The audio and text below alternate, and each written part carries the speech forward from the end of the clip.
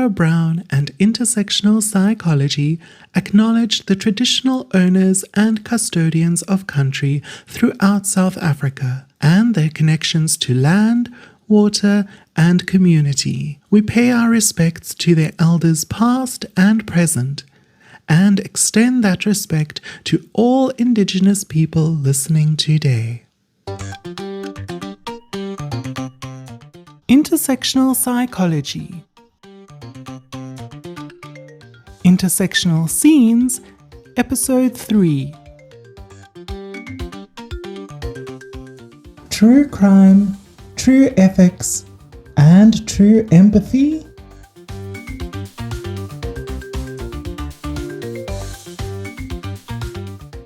Hosted by registered counsellor Aurora Brown, with special guest, podcaster and author Nicole Engelbrecht.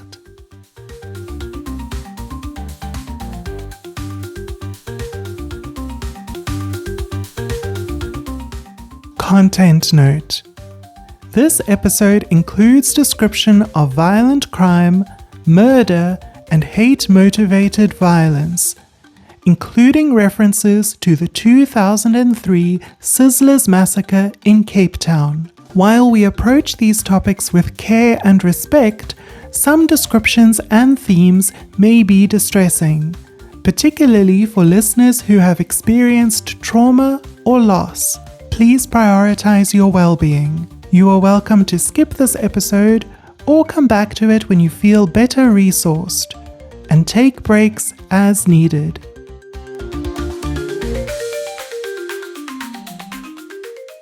You can find an extended version of this episode, as well as a bonus episode with Nicole Engelbrecht, on patreon.com/intersectional psychology. Thank you for your support. Enjoy the episode. Hello and welcome back to Intersectional Psychology, the podcast that explores psychology's role in promoting social justice. Now, we live in a world that is a little obsessed with true crime, from podcasts and documentaries to Reddit threads and TikTok explainers.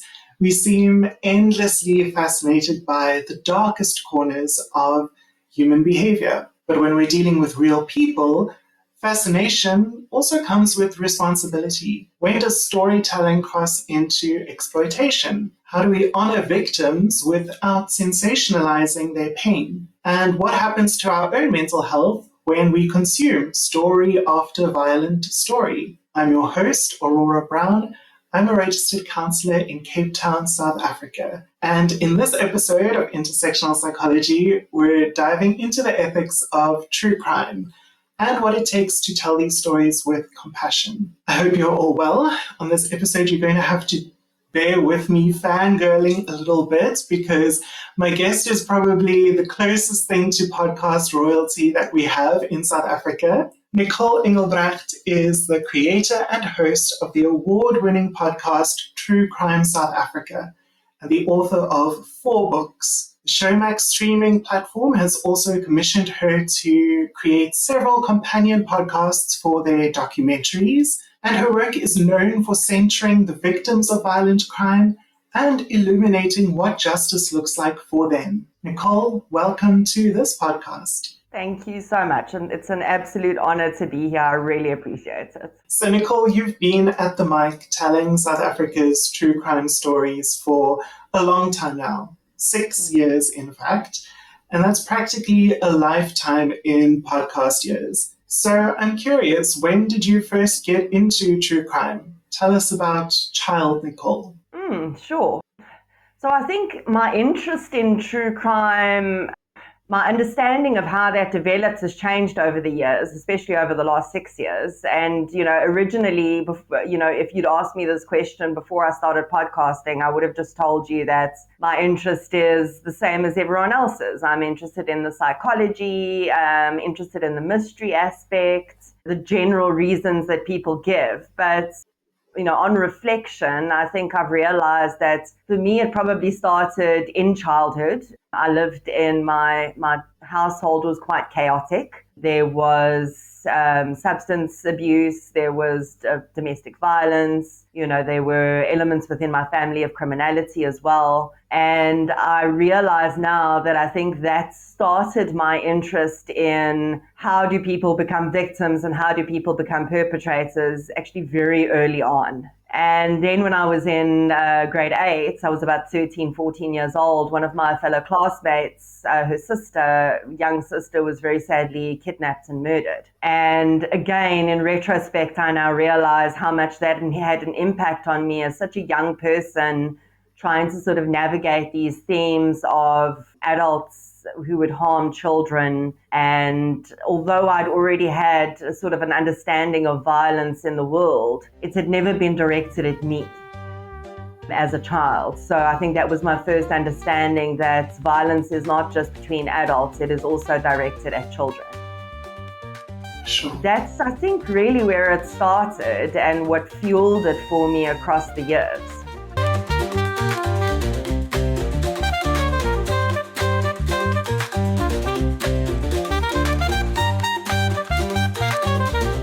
What shifted you from being a true crime enthusiast to becoming a storyteller? So I think the storytelling elements as well, that's something I've been interested in since I was a child. I think from 6 years old, I wanted to know how people got their names on the front of books, and I've wanted to be a published author. But the real shift for me into getting into what I'm doing now pretty much happened in 2019. I'd been working in corporate management throughout the years. I'd originally wanted to become a journalist, but that hadn't happened. I hadn't been able to go to university because the finances just weren't there. So I, launched into this corporate career where I was doing really well. But it came to a point where it felt a bit meaningless for me. And I was 38 at the time, and I felt like if there's going to be any time for me to try to shift my career into something more creative, it's going to be now. It's, I want to at least give myself a chance to try it. And the original idea was going to be sort of this creative entrepreneurship of lots of different streams of income, freelance writing, and a whole bunch of other things. And the podcast was going to be a small part of it. I'd recognized that there were podcasts across the world, true crime podcasts, that were doing really good work in terms of bringing awareness to cases. And I saw that South Africa didn't have anything like that. And considering our high rates of crime, I thought that was very unfortunate. And I really did think that the podcast True Crime South Africa was just going to be a small part of the bigger picture and more of a hobby than anything else. And I really fell in love with audio storytelling, and then storytelling in writing form again, going back to my roots. And that just all took off and has now taken over my entire life. And I think, that's a testament to how true crime has exploded globally in the last decade, and also here in South Africa now with you. I think True Crime South Africa is the largest true crime podcast on the continent, which is fantastic. So congratulations. Thank you. Why do you think audiences are so drawn to it at this moment in time? Looking back at sort of the evolution of true crime as a genre, it's quite interesting because it started many, many years ago.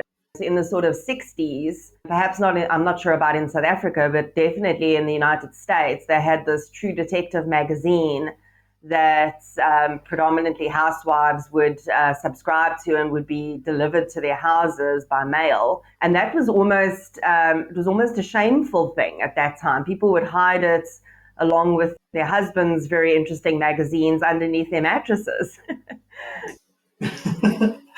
It fascinates me that even at that time there was this deep interest in the darker side of humanity. I think over the years, as our knowledge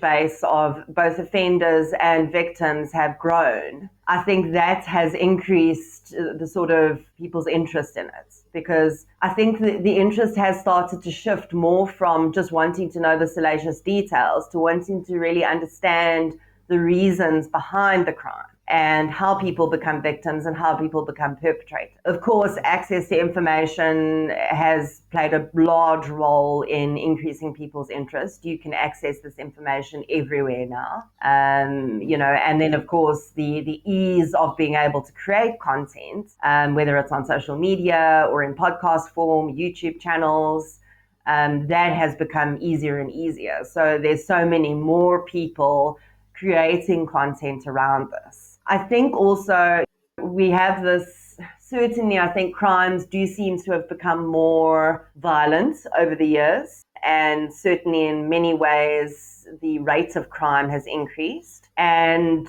as that has increased, I think in parallel, the interest in the true crime genre has increased along with it. So you've been working on True Crime South Africa for 6 years, and how has your approach changed over that time, especially in terms of how you frame and present a person's story? So I think one thing that has stayed the same has been that I've always wanted this to be victim focused. So that has always been from day one, the driving force behind how I create. But I think even in that aspect, I've come to understand that victim focus contains many different elements and can mean many different things. Victim focused, perhaps in the beginning for me, was more about just giving information about the victims. But over the years, I think I've sort of grown and adapted as I've had interactions with families to make that not just a focus on giving information, but also a focus on sort of presenting the victim as a human being to the public in my storytelling. So that has been a shift over the years. And there have been certain things that I would do in the beginning that I don't do anymore, because I've come to learn that I think in many ways they're actually harmful. And that is, for instance, making assumptions about what the victim may have been thinking, whether around the time of their murder or the incident that happened. I perhaps didn't realize in the beginning how harmful that could actually be. And it's not my place to assume what victims may have been thinking.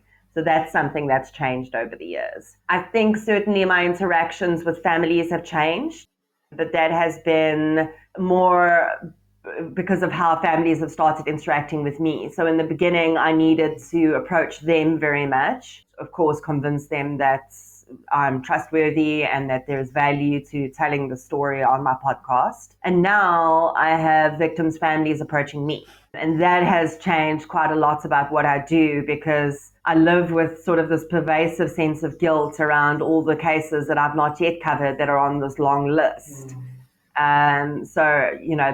That's changed a lot about how I cover things. And then I think lastly, certainly around the perpetrators. In the beginning, I think I had a very much the view that a lot of, I think, members of the public have, where these individuals that do these terrible things are just monsters and are not in any way like the rest of us. And for me, that has changed significantly over the years. I've come to understand that there's a very fine line between so-called us and them, that we really are all just shades of grey along this sort of continuum of what some people like to call evil. And that really, given the right circumstances, any of us can end up in these situations. So I think that's been one of the biggest shifts for me, is actually how I think about the perpetrators, and then very much their family, because their families was not something I even really considered in the beginning. And that's something I've come to realize now is a very important consideration in creating true crime content. Something else that I picked up,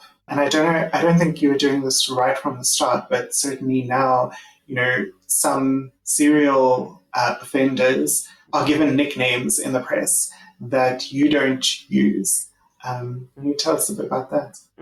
Sure. So you're quite right. The first few episodes where I covered serial murderers, I would use the monikers that had been used in the press. And then as I started to gain more knowledge myself around the psychology around true crime and the consumption thereof and what an impact that has on actual crime, criminals and victims, I came to realize that those monikers can often be, at least in some people's opinion, harmful. So my personal view on it is that very often we know the names of these serial murderers, we know their monikers, and we don't know the names of even usually one of the victims. And because of my victim focus, I did not want to further sensationalize that perpetrator by not just giving everyone knowing their name, but also having this sort of like cool tagline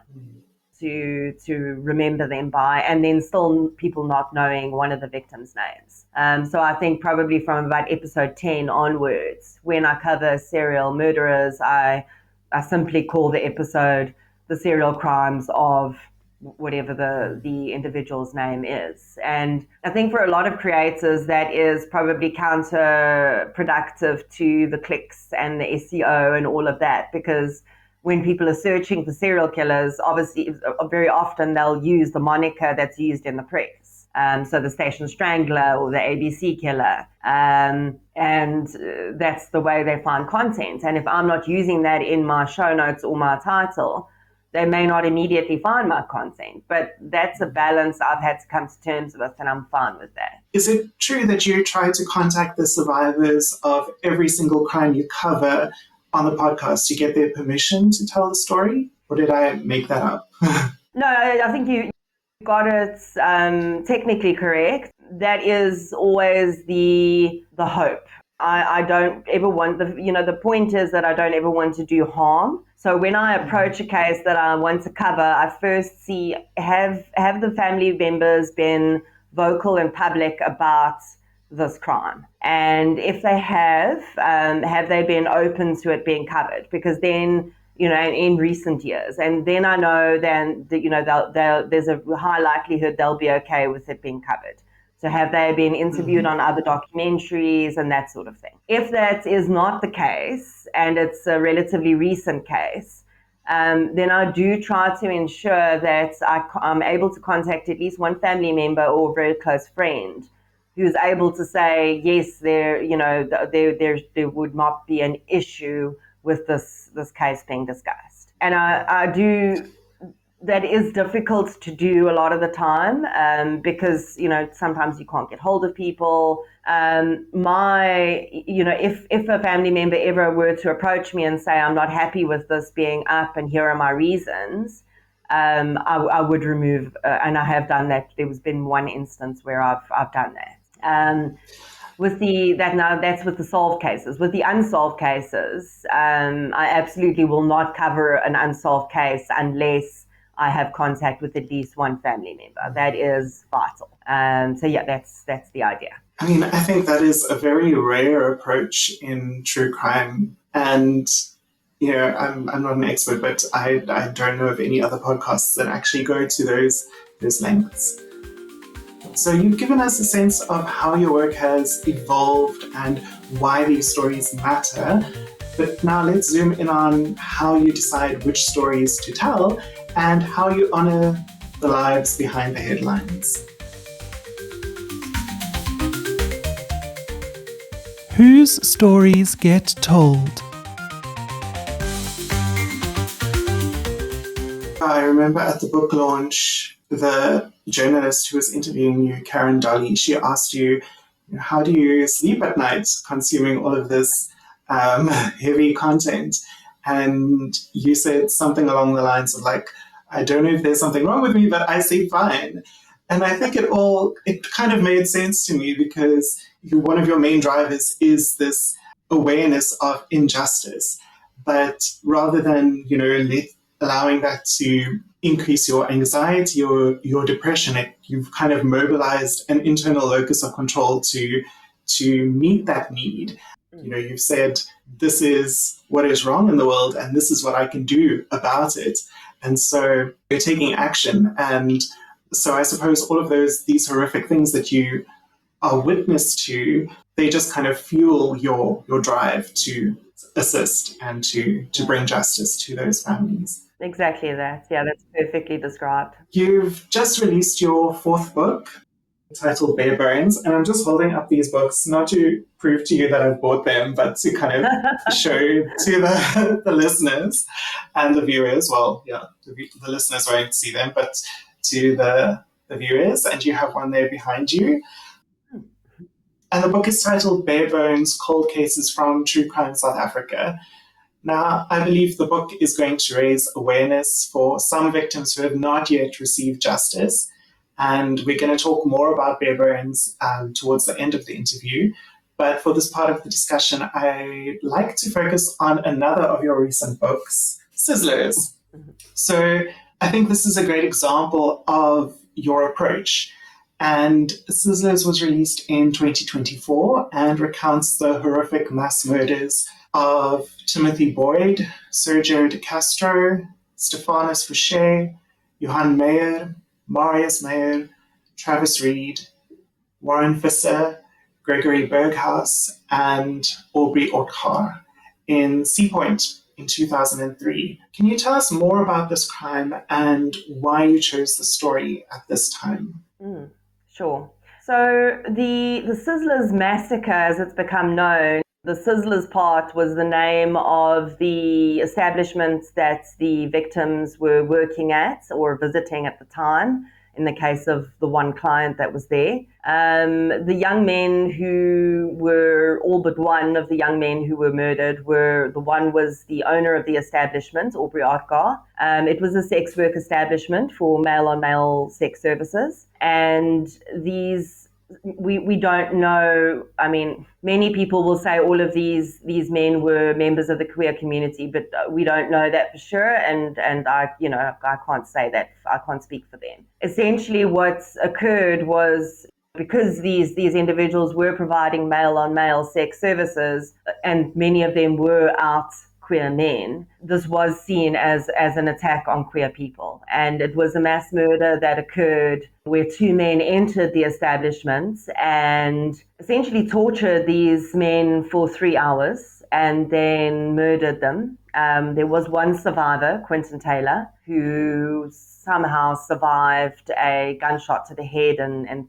terrible other injuries as well. And he was thankfully able to identify one of the perpetrators, and that resulted in the other also being caught and those two men being brought to justice. And the reason, this occurred in 2003. So I was writing this book pretty much 21 years, 21 years later, just doing the internal math there.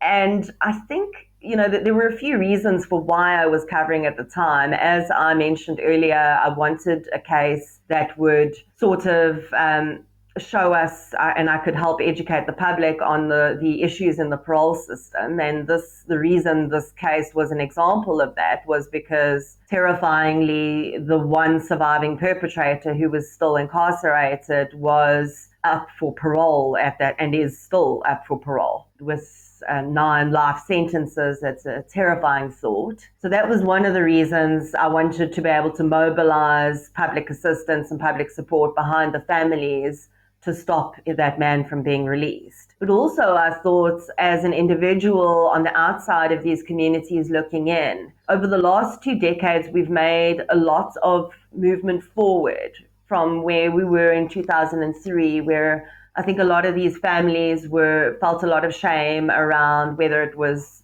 from themselves or from their surrounding communities, around the fact that there were the queer elements of this crime, or the victims, and the fact that they were in the sex trade. And I think that we have moved on, at least from the response I received from the book, we've moved on enough, perhaps just enough, in the last 2 decades, where these victim stories could finally be told without varnishing anything over, just by telling who they were as human beings, and without those other elements that had been perhaps overshadowing their stories up until then, without that sort of limiting their voices.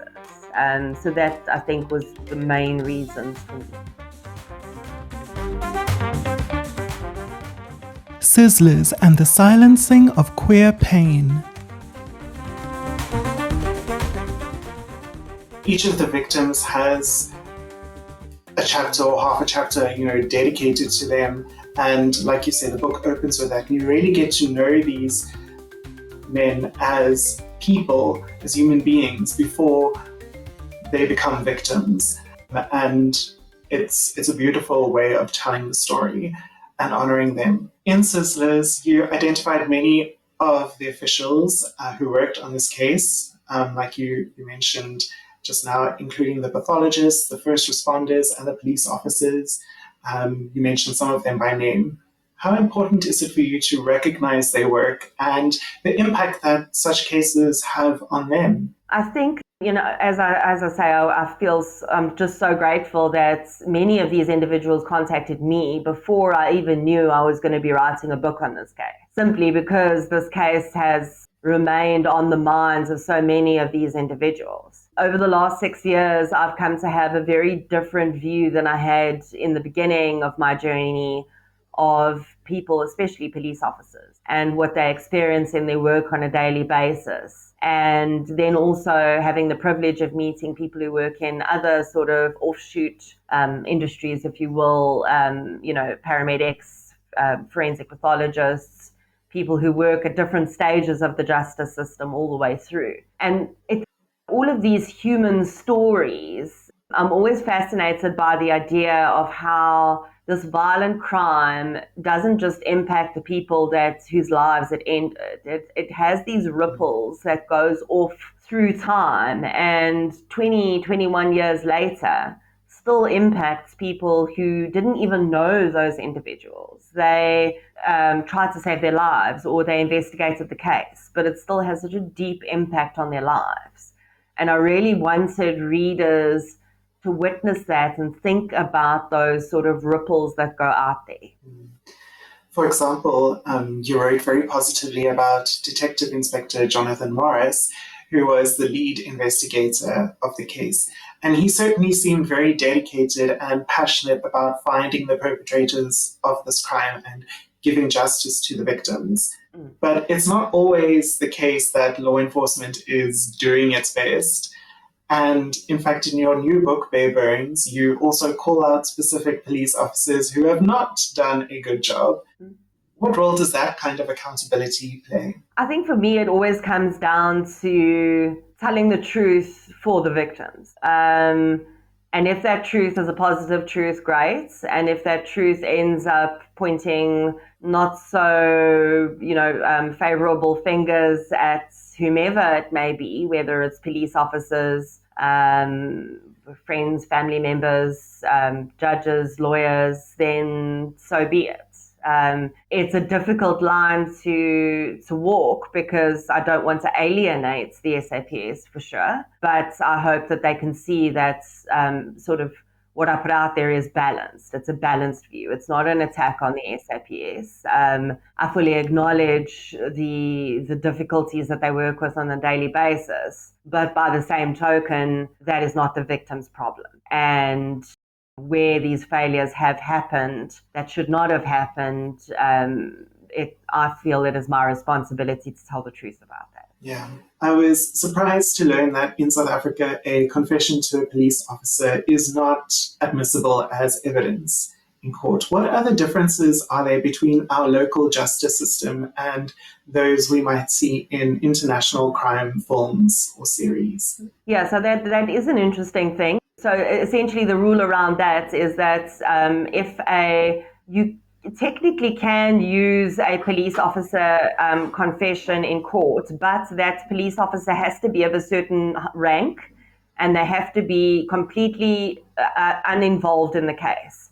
And that is often very difficult to find, and it's still very risky. There's a very high chance it would be thrown out in court. So the confession must then be delivered to a magistrate for it to be admissible as evidence. And I think certainly, that's not the case in many countries across the world. I think one of the most dangerous differences is that at points in the United States, there was a 24 or 48 hour waiting period to report missing person. And that actually was a thing over there.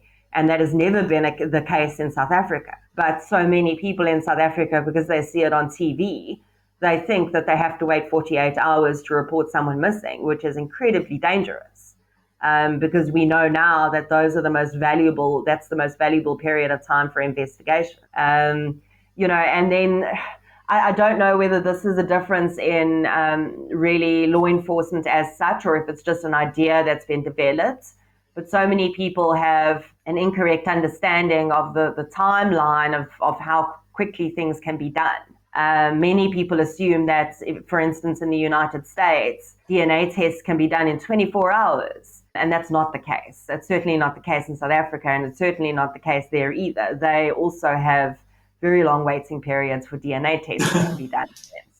So it's interesting for me to see how South Africans often think that we are this sort of dark third world country, and I hate even using that phrase because I think it's antiquated, but and thinking that especially America is like the shining light of justice, and really it's not. They deal with many of the same issues that we deal with, just on a sort of lower per capita level than we do. Mm. Yeah, I think at the moment we're really seeing the shine come off of America's gilded image. So Indeed. So I was a closeted queer child growing up in Cape Town when this crime was committed. And yet there was a lot I didn't know about the story until I read your book. And this was undoubtedly one of the most horrific crimes to ever happen in Cape Town, with 9 lives lost and countless others harmed. But until your book was published, I also hadn't heard or seen anything about this case in decades. And I recently watched a 3-part documentary series that was literally called Murders of Cape Town. The 2 of the episodes were about the murder of 2 wealthy white women, and the 3rd was about the murder of a wealthy female tourist. And of course, those deaths were tragic and those victims matter, but the Sizzlers victims are much less remembered. And so I wanted to know, what did researching the Sizzlers case teach you about whose stories get priority and how different victims are treated? I think from the beginning of this journey, Aurora, I've come to realize that we have what we call invisible victims. We have victims that, for whatever reason, whether it's it's these societal ideas around race, socioeconomic status, where people live, the jobs that they do, especially if they work in sex work.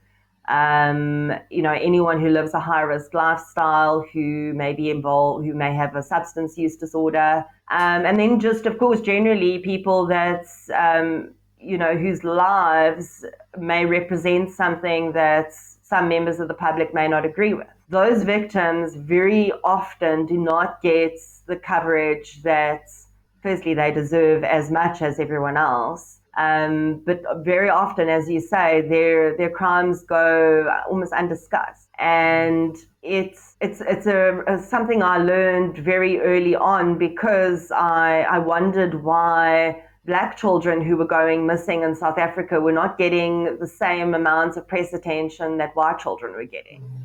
And I mean, at the face of it, it seems ridiculous because both are just children. But when you look down deep into it, this is an international issue that victims in certain communities with certain traits, living whatever, lifestyles, are treated the same across the world. They just do not, and I hesitate to make this the journalist's problem, because it is the public who is consuming what the journalists are making, and the journalists will only make what the public will consume. So that's something that I've learned along the way. I think that has changed slightly over the years as we've had sort of social media come up, where everyone can sort of amplify voices. But I still see it very, very often, especially in missing persons cases. The minute someone says an individual was perhaps living with a substance use disorder, the interest in that case just plummets. It becomes almost as though people expect something to have happened to them, which in my mind is just completely unfair. And what you mentioned about, there have been 1 or 2 documentaries over the years about the Sizzlers case, but nothing that was really aired, the way we might see something like Devil's Door. That's that documentary that was created around the Krugersdorp murders. And that case deserved as much attention as it got, but those were all white victims who were living very ordinary lives who no one expected to become victims of crime. And I think that's where, there's this weird sort of idea that if you live a certain way, you should expect bad things to happen to you. And that's, I think, at the very roots of victim blaming, and something that I try to, as much as possible, not include in my podcast or book. How do you think treatment of marginalized communities has changed in the last 22 years? I think we've made some progress in terms of understanding how, the lived experience of individuals who live within marginalized communities, what their lived experience is like. I think we've certainly made progress in understanding.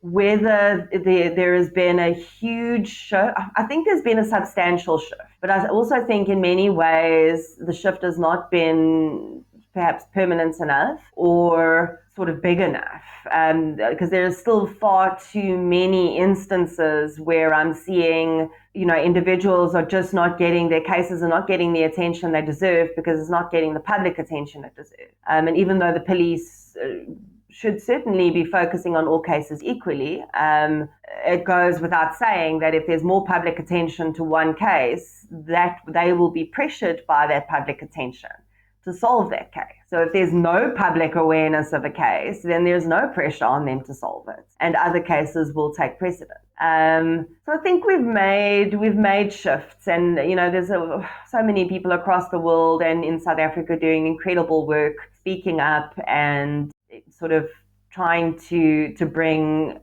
equity to these matters. But if I look at myself as an individual, I consider myself an ally. I consider myself a person who has throughout my life never had sort of any idea that I was better or different from anyone else. But even I, only 6 years ago, really came to realize how deep these problems go.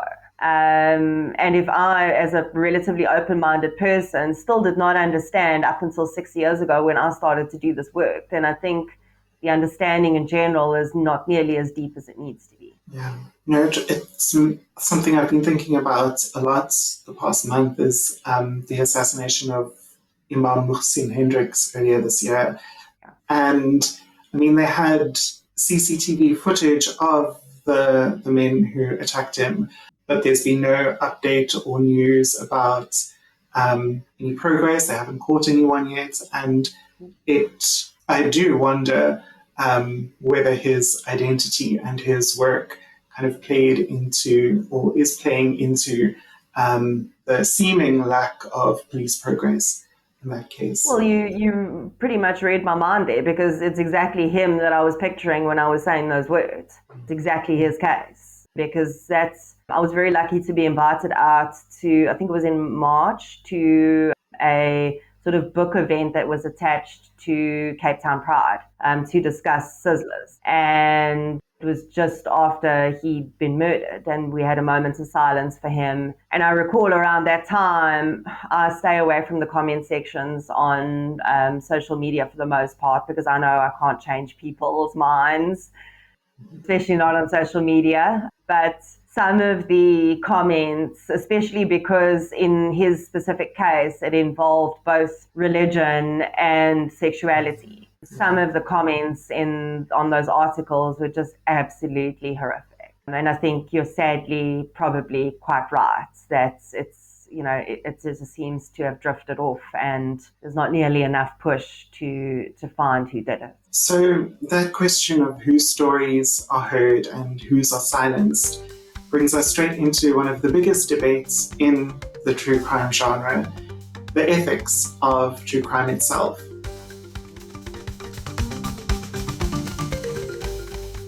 Walking the ethical tightrope.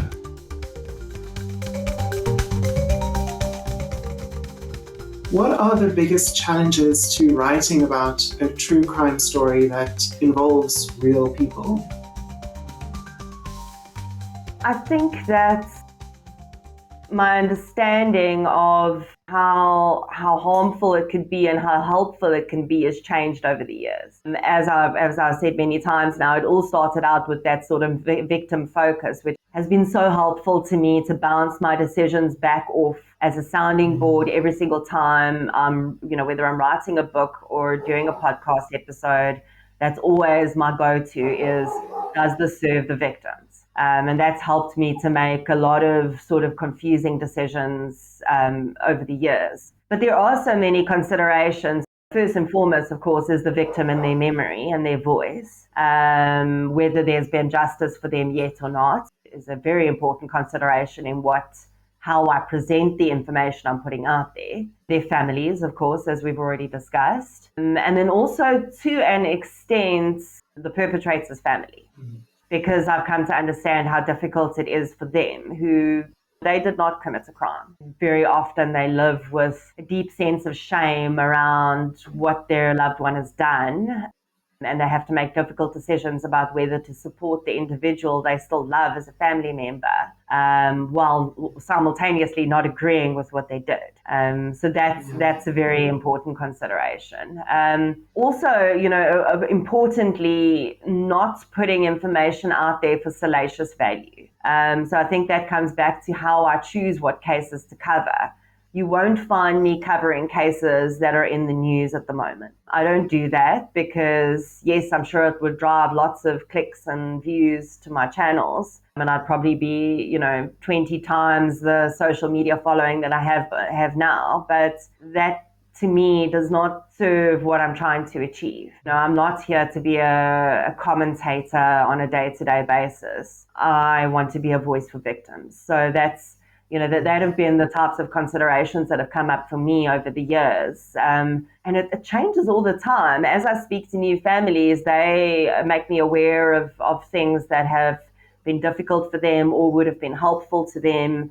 And I add that to sort of my list of things that I think about while I'm creating. And then, of course, last but certainly not least, the consumers, and including enough information about what people can expect, that it's not going to be harmful to them if they just come across things that could be very triggering.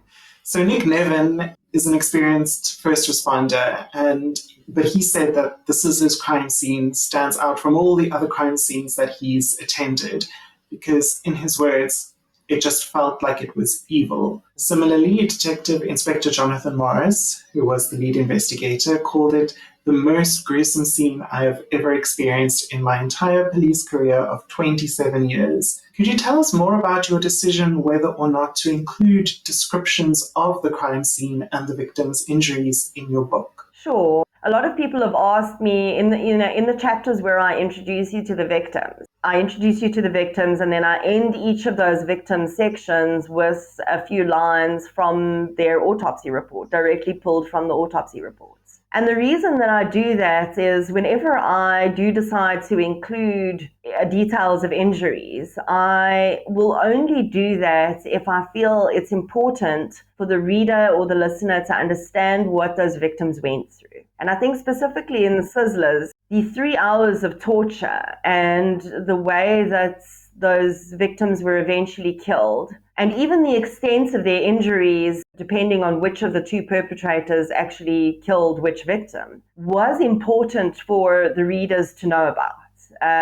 Not just because I wanted them to understand really what these men had done and why the surviving perpetrator should not be released from prison, but also to understand sort of the difference in psychology between the two perpetrators, because the injuries spoke to that, as I discuss in the book. In the podcast, I will give a description of whether it's blunt force trauma. I try to use more, I don't want to sanitize things, but I will use more sort of clinical terms, such as blunt force trauma, sharp force trauma, those types of things. Again, if there is a detail that I think is important to understand the victim's level of suffering or the heinousness of the crime, I will include that. Particularly when it comes to sexual crimes, there are some details that I do not include if I do not think it's important, particularly the nature of rape that occurred. South Africa, rape is rape. We're very lucky to have very all-encompassing laws which understand that any form of non-consensual penetration or sexual act is considered rape and has the same form of harm for all victims. So we don't go between those. And that's why often I won't include details of the manner of rape. That's sort of my thought process. And then, of course, most importantly, the victims' families are going to be reading this. And I need to keep that in mind when I'm writing, and I do, all the time. They're forefront of my mind. You often acknowledge that crime also has secondary and tertiary victims. What does this mean? Sure. So I think this is a concept that I'd always sort of understood to an extent. I spoke about the sort of ripples that go through the world after a violent crime. But really that concept formulated for me when I looked into the samurai sword murder, the crime of Morne Haramsa, which occurred at a school. And he had planned a mass murder, ended up killing one young man and injuring another three. And I think that environment had sort of painted this idea of primary, secondary, and tertiary victims for me. So the primary victims in a crime, of course, are the victims themselves, the people who are either injured or lose their lives. Secondary victims around that are usually the family, individuals who were usually present at the time and had first-hand contact with that crime in whichever way that would have been. And then the tertiary victims become individuals like first responders, police officers, journalists, children at schools in the community that's, using that as an example. For Sizzlers, it would have been other queer people in Cape Town who had this sort of third-hand trauma of perhaps not even knowing these victims, but understanding them so deeply as being part of the community that it felt like it was a personal harm. So those are those three layers. And I've come to realize over the years that you do not need to be present or even know a victim for 20, 25 years later still to be deeply psychologically impacted by an instance of violent crime. Some of the victims' families and friends in the Sizzlers case chose not to speak with you or be involved in the book that you were writing. However, you still managed to compassionately and empathetically tell as much of their story as possible and acknowledging, their boundaries. How do you navigate these situations of acknowledging and honoring how each family chooses to grieve? It's incredibly difficult, specifically with Sizzlers. I think was the most difficult of all the cases I've covered in those terms because there were so many families. Ordinarily, I'm dealing with one or two families, and here there were 9 families, plus friends, plus the surviving victim, and with a wide range on the continuum of opinions about whether this should be spoken about publicly, how much coverage they wanted. So it was incredibly difficult in this case. For the most part, if a family says to me, this is really not going to be helpful to us at all, then I will honor that. And if that's their choice, then I will not cover that case. Because there was a greater goal to covering Sizzlers specifically in the book around the parole and ensuring that this man stayed behind bars, I tried to navigate those quite carefully and just hopefully get those family members to understand that my goal is not to sell books, is not salaciousness. It's very simply to get you guys support. And so just tried really hard to honor how they had mourned thus far and, not mention names where I didn't need to, but also not wipe the victim themselves out of their own story and honor the fact that they were there and they did lose their lives. So one paragraph from your chapter on the journalists really leapt out at me. Would you be comfortable reading just that paragraph here on the podcast? Yes, absolutely. A member of the queer community himself, Herman Latachan, says there was a sense of collective mourning, perhaps not just for those who had been killed, but also because Sea Point had been perceived as a place where one could be oneself. Now, though, Latachan feels that people have forgotten. There should be a plaque of remembrance or something, a day, anything. But then many gay people get killed in South Africa because of rampant discrimination. There should be more awareness, but it seems like rich and middle-class queer people don't really care. Thank you.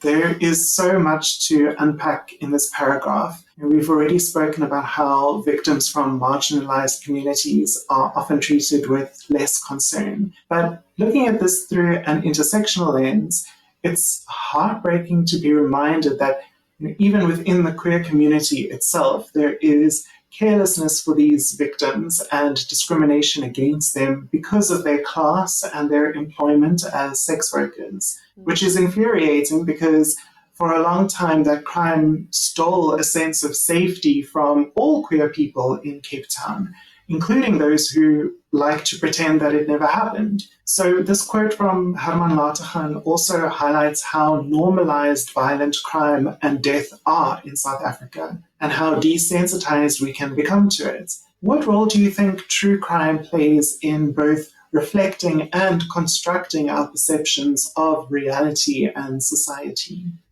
I was listening to a conversation the other day about someone in America who was discussing the true crime genre and why it's so popular. And they said something interesting to me, which I've started reflecting on and wondering how I can sort of integrate that into my own work. And they said that the true crime genre is as popular as it is because it is sanitized.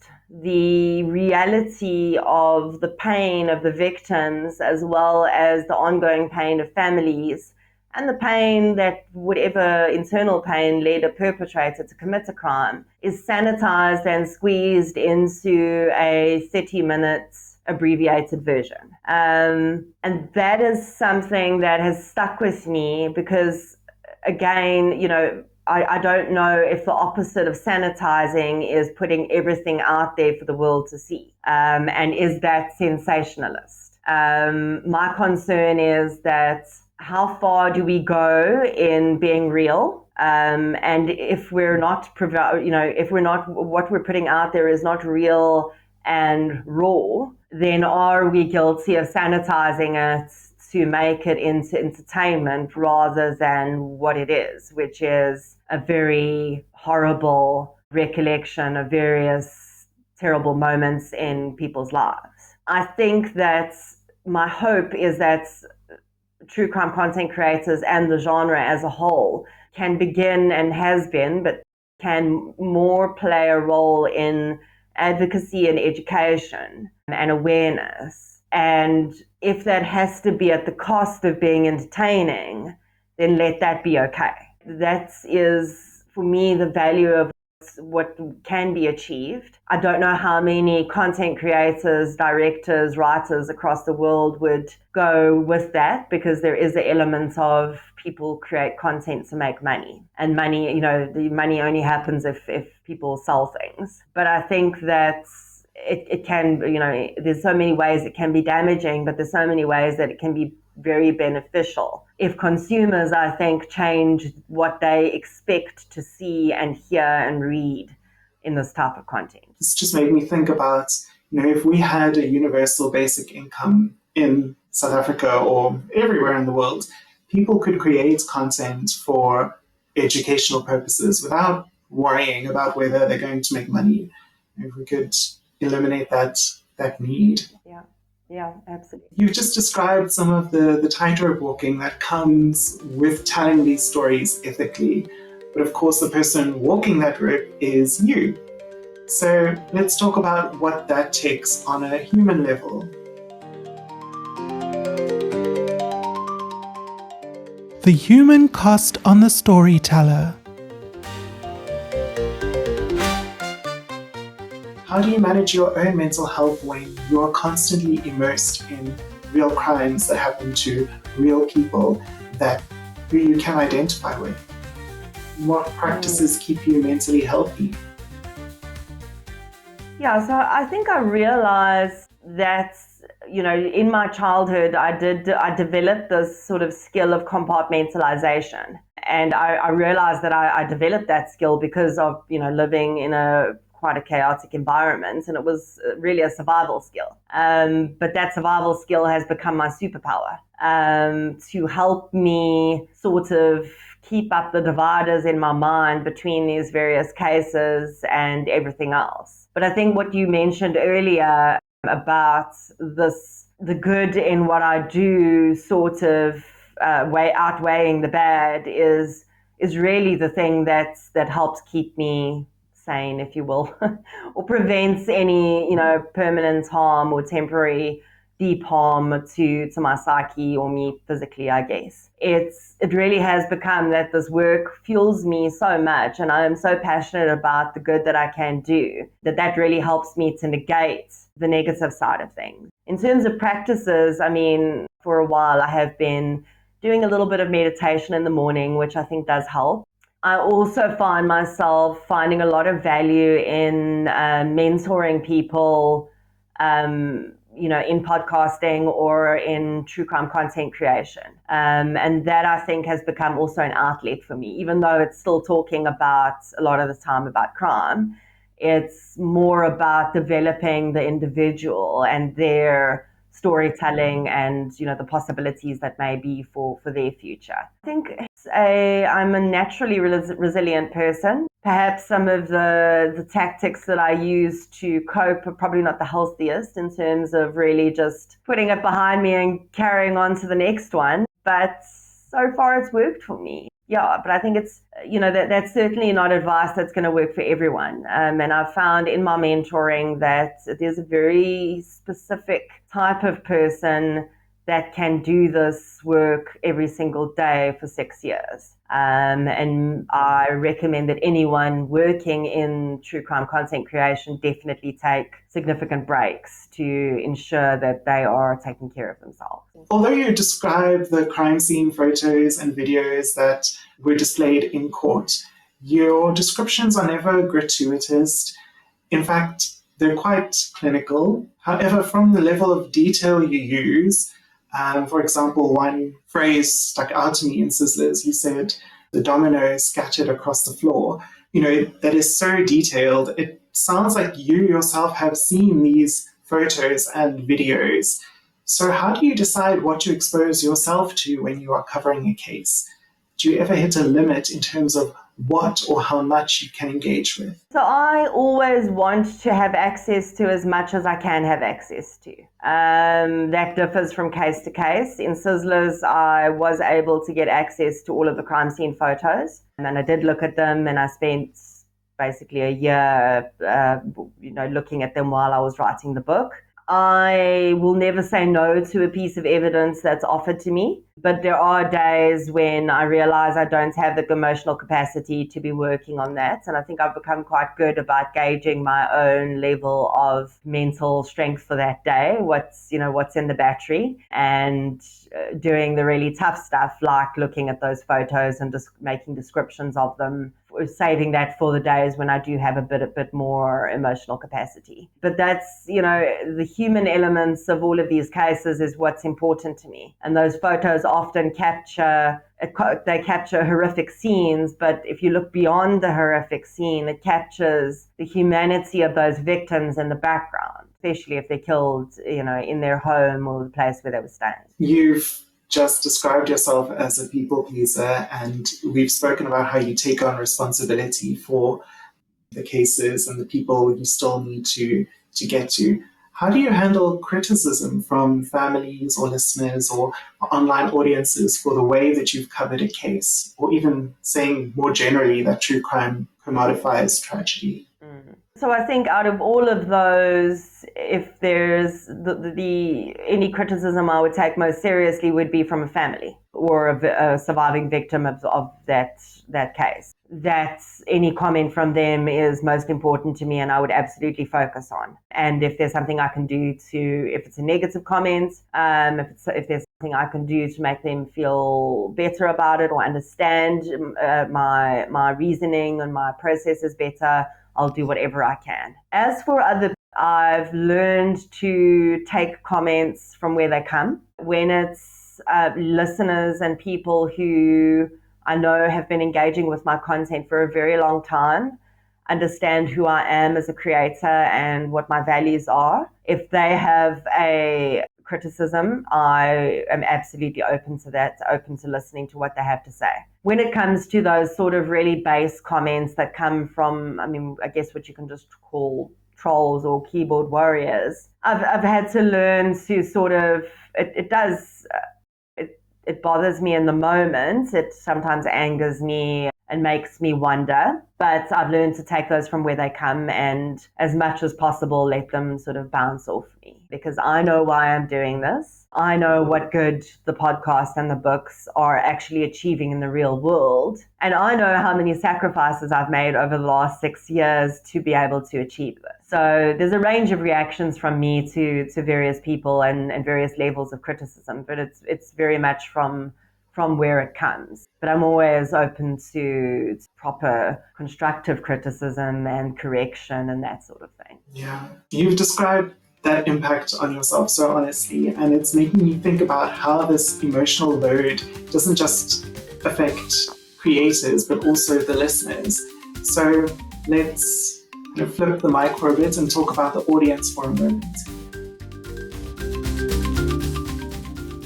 Audiences and responsibility.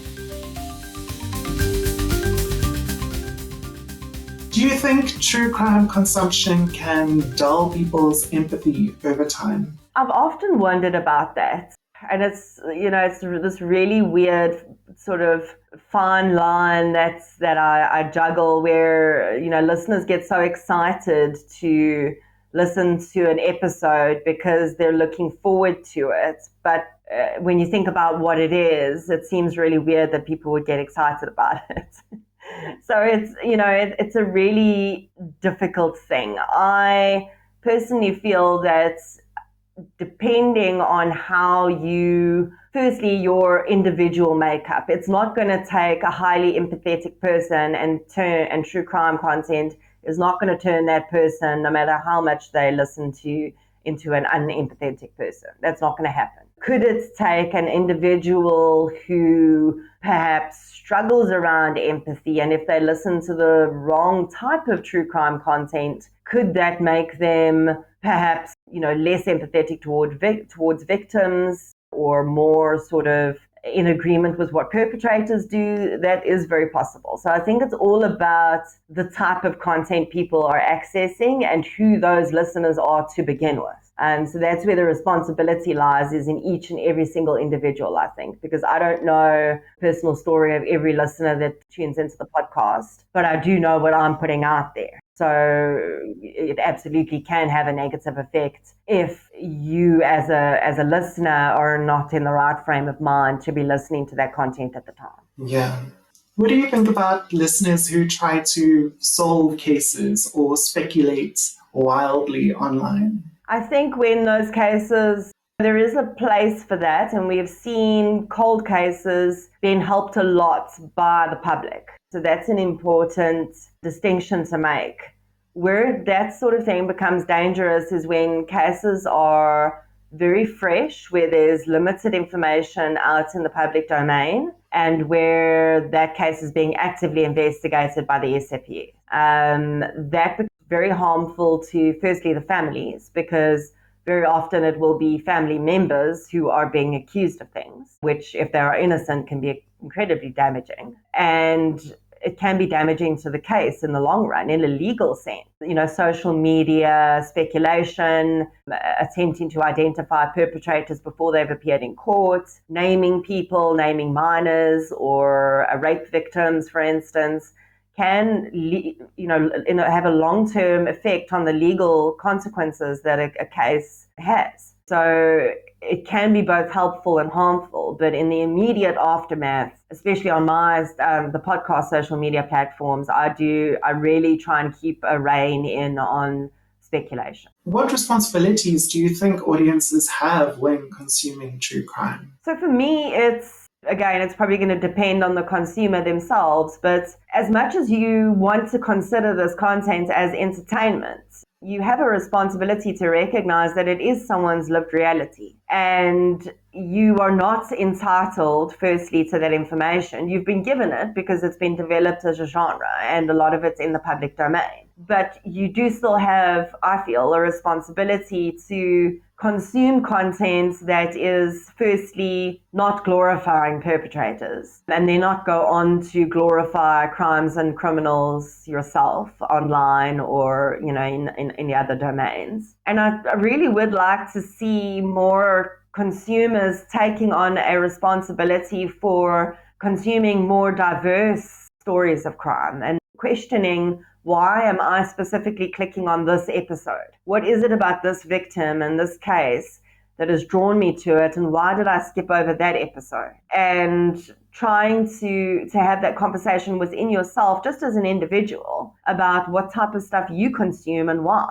And it doesn't have to be a sort of self-flagellating exercise. Just approaching it more with curiosity, because I think once we allow ourselves to think about the inherent biases that we have, we're more likely to have those conversations and maybe more likely to consume other types of content that needs to be, brought to more awareness. Yeah, absolutely. I think especially now in this world of AI where, we're not sure what is real or what isn't anymore, I think developing critical media skills is an essential tool for everybody, is an essential skill for everybody to have.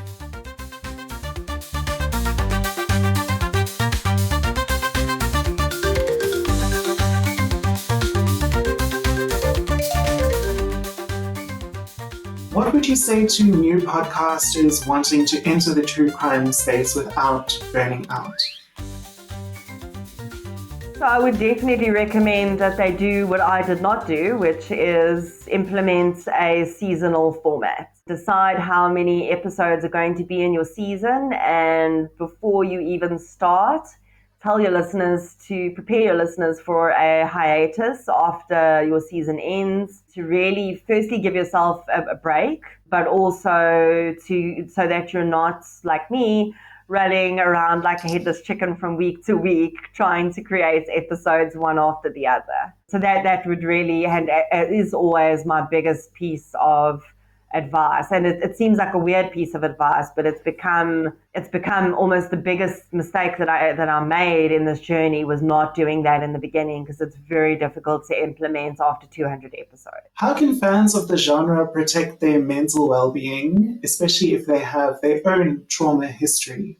So I think most podcasts, firstly going into, if you're listening to true crime content, understand that there is going to be, of course, there's going to be some traumatic stuff discussed. That's the nature of the content. But I think listening to trigger warnings. So I think a lot of people skip past the beginning of a podcast because they think that's just the blabber about where to find the podcast, or it's the ads or whatever. But a lot of the time, I include trigger warnings about specific things in the beginning. So I know that there are certain topics that are difficult for my listeners, like child abuse. Any cases involving children, I will spell out in the beginning of the podcast. It does contain this content. Animal abuse, especially as well, that is also incredibly triggering to a lot of my listeners and to myself. It's not something I struggle talking about. So listen to those trigger warnings. And an interesting thing that I've found is, because so many listeners have become really bought into my journey as a podcaster, they almost feel bad if they don't listen to the podcast every single week. They feel like they're not supporting me. That they'll voice that on social media. And to me, it's wonderful, but it's also concerning because of the content I create, I want my listeners to feel like they can take a break if they need to. And I will often, in the beginning of episodes that are going to be particularly bad, I will say, if you think that this is not an episode you'll be able to listen to and be okay with, please stop listening now and I'll see you next week. Because that is far more important than whether I get a download or a listen on an episode.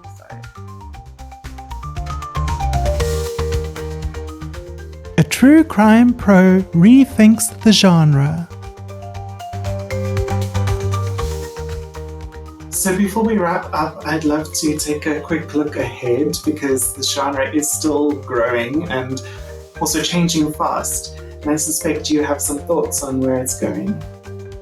What has being a true crimer taught you about the criminal justice system in South Africa? Sure. I think the shorter answer would be, what hasn't it taught me? Because, when I came into this, obviously not having a criminal background, I think I've always been a bit of a researcher, so I've maybe had a little bit of a higher level knowledge than most people, most ordinary people, but it has completely changed my understanding of everything, of what goes into the justice system, of how sentences work, of what happens in prisons, of what rehabilitation really is, parole, investigations, and I try and use the podcast now.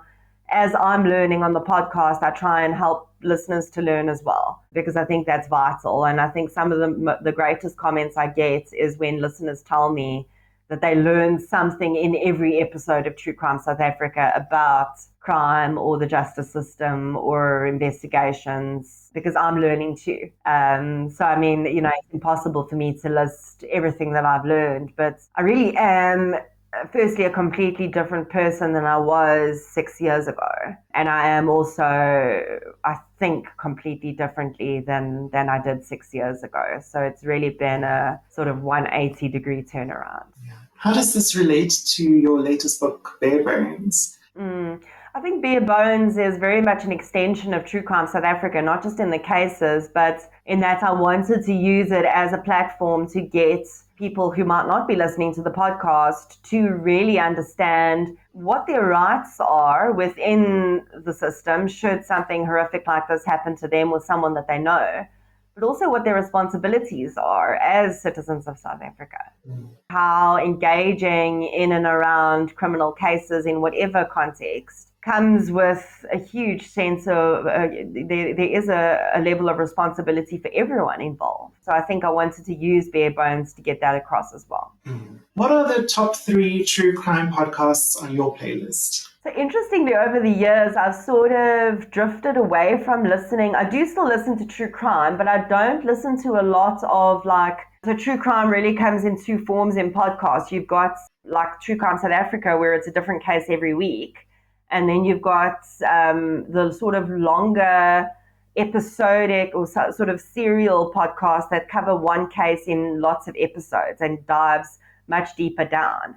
And interestingly, I've sort of started to steer away from the one case per week type of episodes, and I listen to a lot more deep dive sort of series podcasts. So I've been listening to recently one called Death in Dubai, which is about a young Ugandan girl who it focuses on her journey being trafficked essentially to Dubai and her death there and whether that was suicide or murder. And then also another case called Paradise, which actually goes back to a very old cold case that I think happened in the 70s. And it's sort of an international case that crosses lots of different country boundaries, but is also incredibly interesting from a cold case perspective. And then the one that I've been listening to that is a different case every week is called Familicide. And that is, the reason I'm drawn to it is because it's created by a victim of such a crime. So one of the presenters is a lady whose brother murdered their mother. And she interviews victims of familicide crimes. And she just adds such a different element. You can hear how the individuals speaking to her so deeply trust her because she understands their lived experience. So those are the 3 that I've been listening to and finding a lot of value in lately. Thank you so much, Nicole. Where can listeners go to find out more about you and your work? Sure, thank you so much. It's been such an honor to be on. I really, really appreciate the detail and the care that you've gone to in asking these important questions. Anyone who wants to listen to the podcast can go to truecrimesouthafrica.com, the website. That's really the best place to find a platform that is good for you. If you already listen to podcasts, it's on Spotify, it's on Apple Podcasts. And then the books are available in bookstores, exclusive books, bargain books. I do audiobooks for all of them, which are available on the audiobook platforms, and then also on ebook on Amazon. Amazing. Well, thank you, Nicole. I really appreciate your time. It's a huge pleasure. Thank you. My recording session with Nicole has ended, but one of the questions we didn't get to was, if you could design a true crime ethics code, what would be the first 3 rules? And Nicole asked me to share an infographic created by Julie Murray, who is the sister of Maura Murray, a woman in the United States who went missing in 2004. And the coverage around her case led to a serious miscarriage of justice. So, to prevent other cases from being messed up by media and true crime coverage of them, Julie created a true crime challenge. She developed an acronym, CARE. The C stands for Center the Victim. The A stands for Avoid Harmful Speculation. The R stands for Research Facts Responsibly. And the E stands for Engage with Empathy. Julie and Nicole say these are the tenets to live by if you want to get into true crime, if you want to cover cases in the news, on social media, follow these rules. I'm going to share this infographic on our social media. I'll include a link to it in the show notes for this episode. And listener, if you want more of Nicole, you can also check out the extended cut of this episode on Patreon. On the bonus, Nicole also shares how she decides which stories to tell in longer format, like the cases she covers in her books, as well as recounting the occult crime unit's wild theory about the Sizzlers massacre crime scene, among other topics. Or go listen to our recent Halloween episode analyzing the representation of mental health in the 1960 film Psycho, right here on the Intersectional Psychology feed. You can always reach out to me with comments or suggestions on your podcast app, on social media, or by email to intersectionalpsychologypod@gmail.com. Remember, everyone has the right to live with their optimal mental health. Thank you for listening to Intersectional Psychology. Please follow or subscribe to the podcast to get every episode. If you enjoyed this episode, please rate and review Intersectional Psychology in your preferred app. It really helps other people find the podcast. This episode of Intersectional Psychology was researched, written, recorded, and edited by me, Aurora Brown. For a transcript of this episode, please see the link in the show notes on your podcast app or go to intersectionalpsychology.com. You can also check the website or the show notes for a full list of references for this episode. A video of this episode with closed captions is available on youtube.com/@intersectionalpsychology.